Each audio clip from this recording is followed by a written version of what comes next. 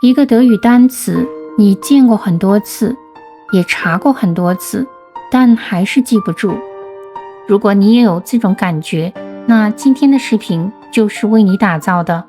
我会分享3个方法，让单词从记不住变成忘不掉。尤其是最后一个方法，会让一个个生词真正变成属于你的语言。还记得吗？疫情那段时间 desinfizieren 这个词几乎每天都会出现，但每次提到消毒，我还是会说错，这让我很恼火。于是我决定看看这个词是怎么拼出来的。des 去除、解除， infizieren 感染，去掉感染就等于消毒。前缀加上核心词，这种结构我并不陌生啊，怎么就记不住呢？为什么呢？心理学告诉我们，你关注什么才能记得什么。这就像你买了一辆红色跑车，从那天开始，你会在街上到处看到红色跑车，不是它们变多了，而是你开始注意到了。一旦关注，我又发现了更多以 des 开头的词。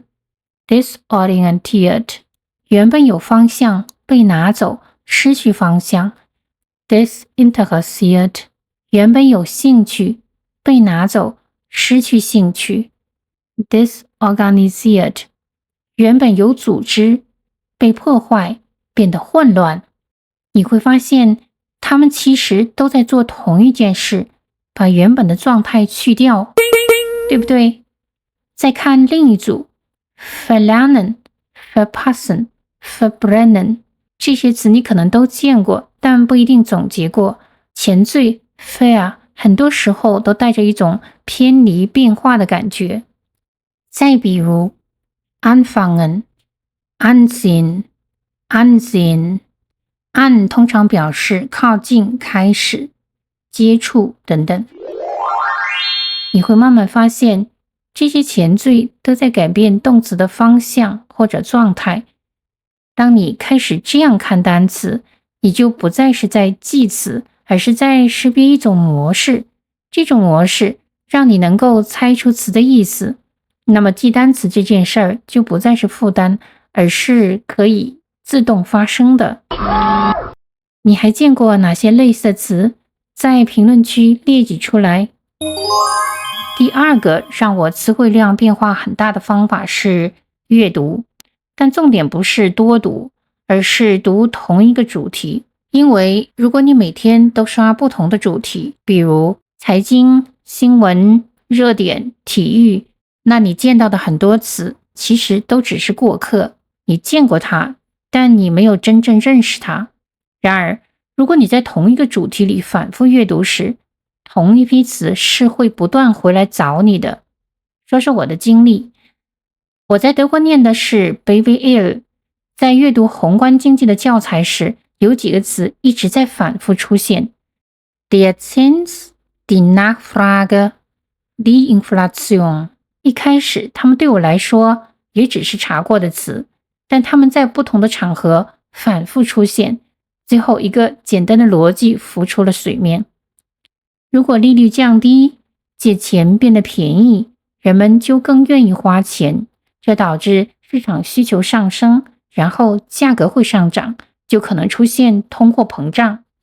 就在这一整条逻辑里， Der Zins, die Nachfrage, die Inflation 不再是3个独立的单词，而是变成了一件正在发生的事情。